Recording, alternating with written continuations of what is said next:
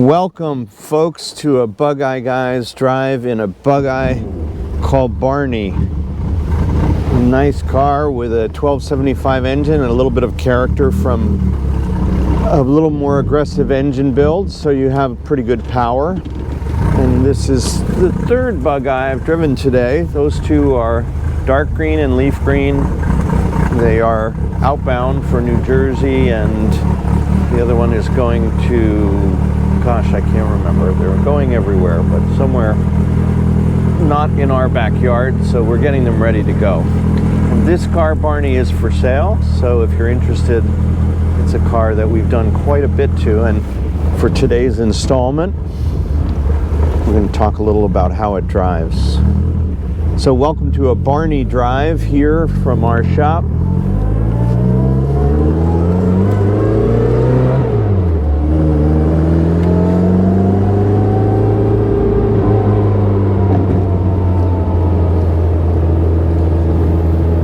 Right away, my computer is running. I've, gone down the street in 1,000 Bugeyes. It's amazing, and it's kind of fun to see how they are all different. This one now has brand new tires, and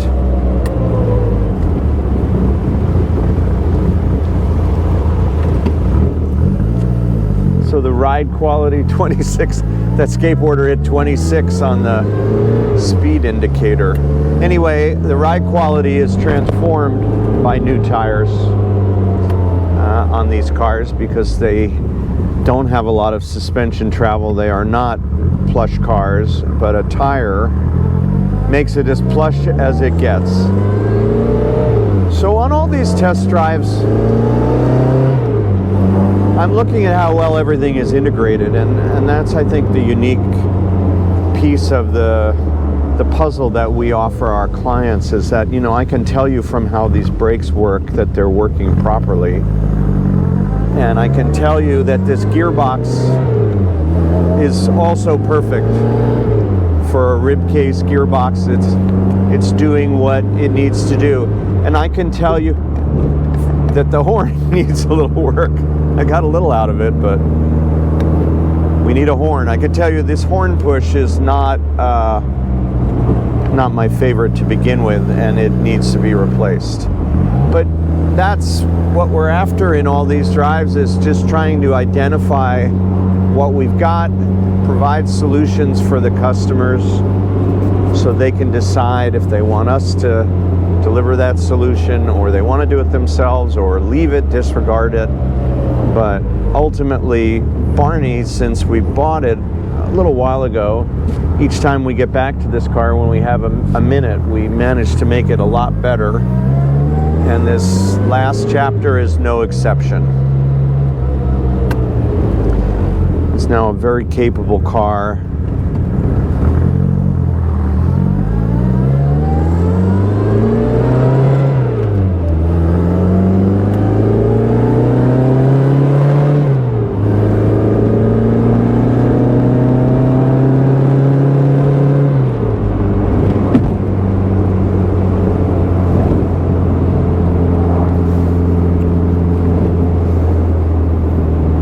Got two things on my list from this drive. One is that we need to fix the horn, which I believe is going to maybe require a different steering wheel. And the second thing is the nose, I think, is hitting the radiator. So we have to make an adjustment there, because that noise, I don't know if you could hear it, but I could hear it, again, from driving so many of these. We want to eradicate that noise.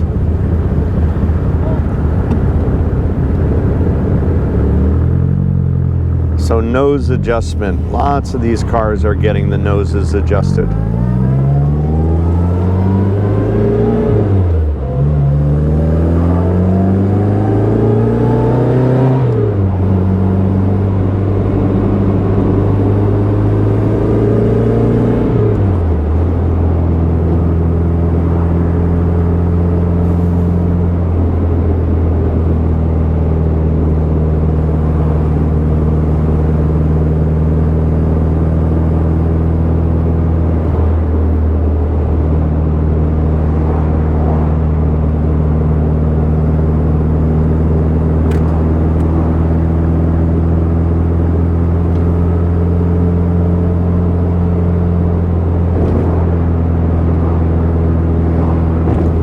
So left wheel and right wheel. I'm looking at how does the car respond? If I hit this manhole cover, what am I getting? What's the response? What's the feedback in the steering wheel? And does it match the other cars? Is there something out of alignment or out of adjustment?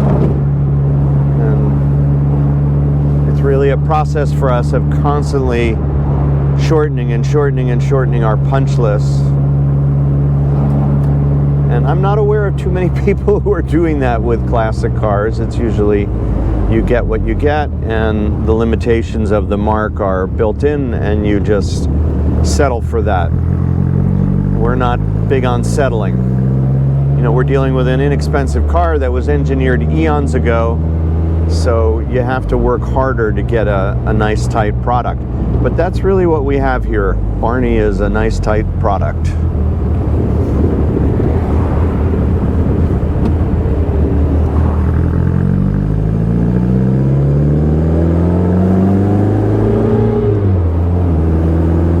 Clutch engagement, acceleration, smoothness, too rich, too lean.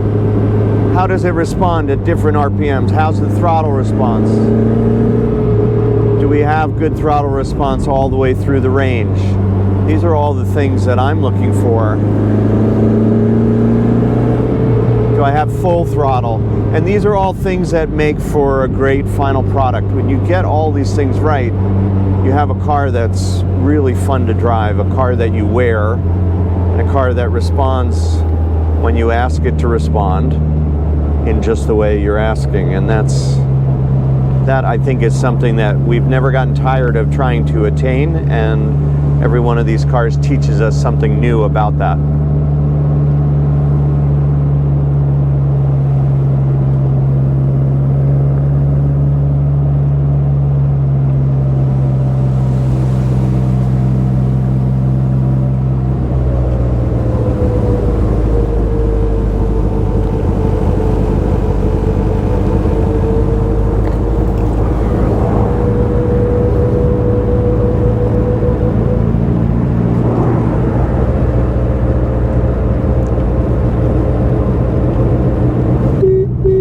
Horn works great.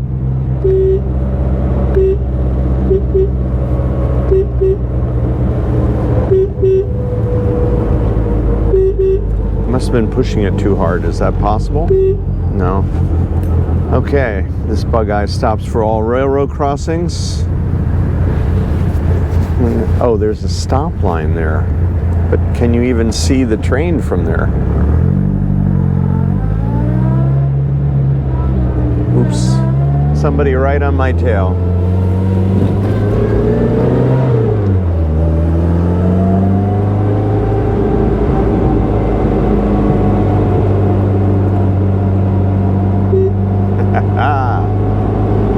Fixed it. Just by talking about it, fixed it. Okay, and we're gonna pull over so we can have some fun here. Hand signal for the guy right on my tail. The school bus I thought was turning off, but no such luck. Good friend. High beams. So these electronic gauges are really a nice add-on, something special that we didn't always have in our catalog, but for the last few years we've been offering these. They match roughly the type font of the original gauges. They have a blue light here instead of down at the bottom. The needle's a little bit different. And then they have all these digital functions. I don't know if you can see that, but there's a menu here that you can scroll through. You can see our compass heading was north, and our max speed in this car since the Speedo was installed is 52. There's a 0 to 60 clock. There's also a quarter-mile clock and a trip odometer. So it's got 26 miles on it since we installed that gauge. But that fixes a multitude of gauge problems. So we're really fond of those. Okay. Anyway, we sell those in our parts catalog.